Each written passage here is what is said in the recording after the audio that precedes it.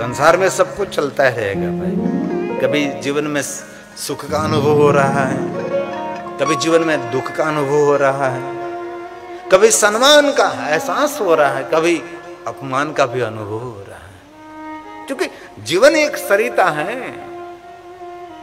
एक सरीखा नहीं होता। टेढ़ा बेड़ा चलती हुई सागर तक पहुंचती। स्वयं मां गंगा को भी देखें, पहाड़ से निकले, ऊपर से गिरती हुई।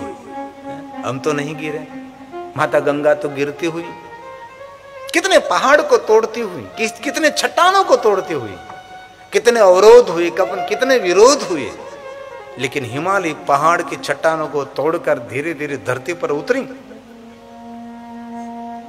किसी ने डैम बना दिया, किसी ने रोकने का प्रयास किया, लेकिन गंगा नहीं रुकी, क्योंकि गंगा का लक्ष्य था सागर, समुद्र तक मिलना उसका लक्ष्य था। तो हमारे जीवन में भी मान अपमान, कीर्ति अपकीर्ति बहुत कुछ रहेगा, कभी बीमारी, कभी आरोग्य, बहुत कुछ। लेकिन हमारा जीवन का लक्ष्य शिव प्राप्तिर भवे, महादेव तक पहुंचना है, बस शिव तक पहुंचना है, ये हमारा लक्ष्य है। हमारा लक्ष्य संसार नहीं है, संसार को बनाने वाला हमारा लक्ष्य है। हमारा लक्ष्य हमारा व्यवहार नहीं है, वो तो जीवन में बहुत आवश्यक भी, जरूरी भी है। इसलिए जीवन एक नदी है, जीवन एक सरिता है, एक किनारे से कभी नहीं चलती। कभी रोज अपने जीवन में लिए मान नहीं रहता, कभी अपमान भी होता है। आरोग्य रोज के लिए नहीं रहता, कभी भी आरोग्य बिगड़ भी सकता है।